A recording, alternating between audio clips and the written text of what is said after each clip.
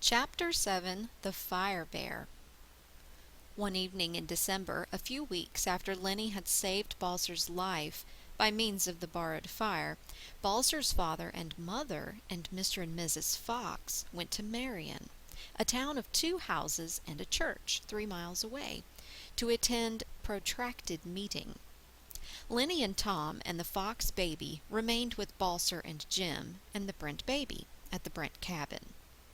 When the children were alone, Lenny proceeded to put the babies to sleep, and when those small heads of their respective households were dead to the world in slumber, rocked to that happy condition in a cradle made from the half of a round, smooth log, hollowed out with an adze, the other children huddled together in the fireplace to talk and to play games.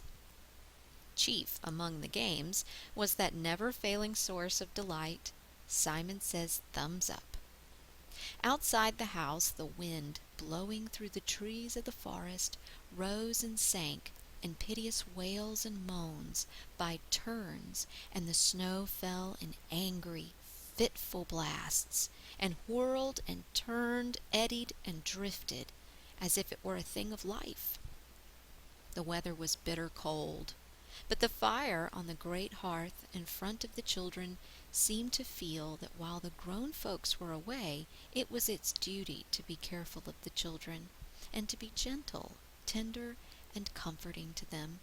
So it spluttered, popped, and cracked, like the sociable, amiable, and tender-hearted fire that it was. It invited the children to go near it, and to take its warmth, and told as plainly as fire could, and a fire can talk. Not English perhaps, but a very understandable language of its own, that it would not burn them for worlds. So, as I said, the children sat inside the huge fireplace and cared little whether or not the cold north wind blew. After Simon had grown tiresome, Lenny told riddles, all of which Tom, who had heard them before, spoiled by giving the answer before the others had a chance to guess. Then Limpy propounded a few riddles, but Lenny, who had often heard them, would not disappoint her brother by telling the answers. Balser noticed this and said, "Limpy, you ought to take a few lessons in good manners from your sister." "Why ought I?" asked Tom somewhat indignantly. "Because she doesn't tell your riddles as you told hers," answered Balser. "He wants to show off," said Jim. "No, he doesn't," said Lenny. But she cast a grateful glance at Balser, which said, "Thank you," as plainly as if she had spoken the words. Tom hung his head and said he didn't like riddles anyway.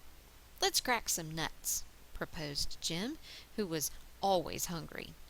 This proposition seemed agreeable to all, so Balser brought in a large gourd filled with nuts, and soon they were all busy cracking and picking. Then Lenny told stories from the Pilgrim's Progress and the Bible. She was at the most thrilling part of the story of Daniel in the lion's den, and her listeners were eager, nervous, and somewhat fearful when the faint cry of "Help!" seemed to come right down through the mouth of the chimney. "Listen," whispered Balser, holding up his hands for silence. In a moment came again the cry, "Help!"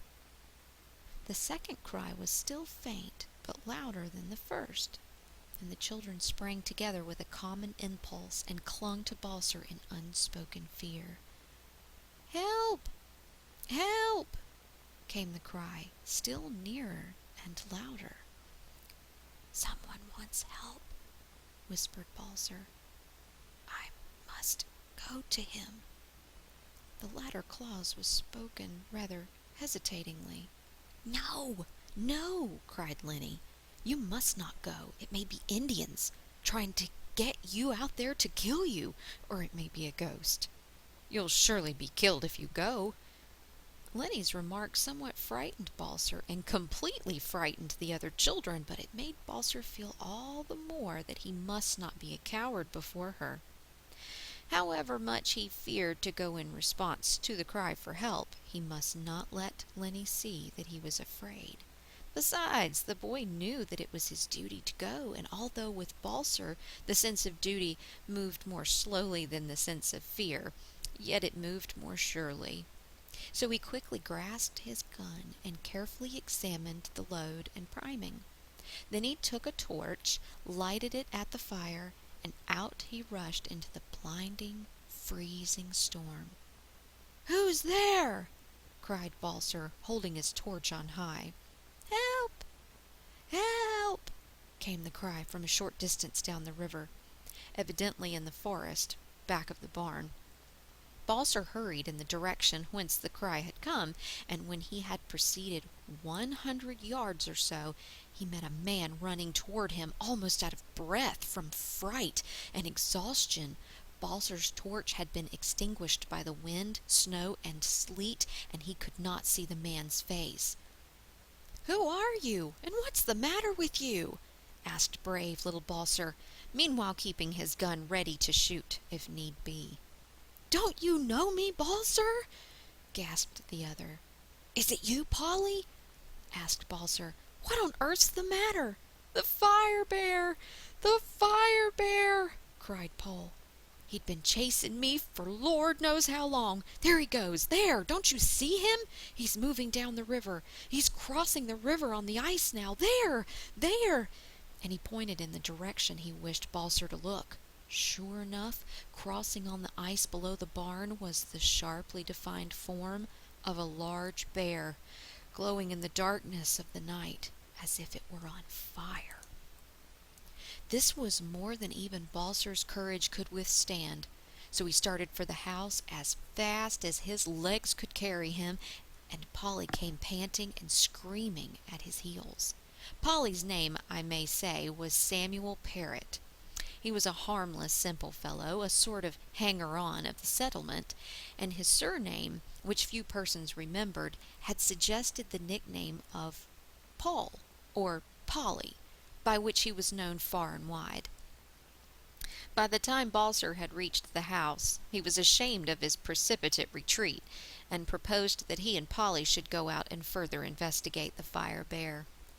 This proposition met with such a decided negative from Polly, and such a vehement chorus of protests from Lenny and the other children, that Balser, with reluctance in his manner but gladness in his heart, consented to remain indoors, and to let the fire bear take his way unmolested. "When did you first see him?" asked Balser of Polly Parrott.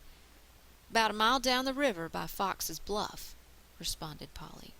"I've been running every step of the way, just as hard as I could run, and that there fire bear not more'n 10 feet behind me, growling like thunder, and blazing and smoking away like a bonfire."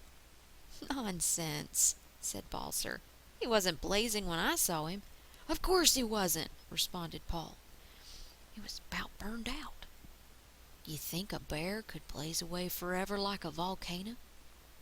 Paul's logical statement seemed to be convincing to the children. "And he blazed up, did he?" asked Lenny, her eyes bright large with wonder. "Blazed up!" ejaculated Polly. "Bless your soul, Lenny, don't you see how hot I am? Would a man be sweating like I am on such a night as this unless he's been powerful nigh to the mighty hot fire?"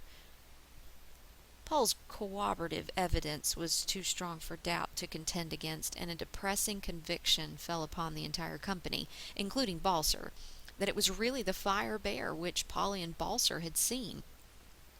Although Balser, in common with most of the settlers, had laughed at the stories of the fire bear which had been told in the settlement, yet now he was convinced, because he had seen it with his own eyes.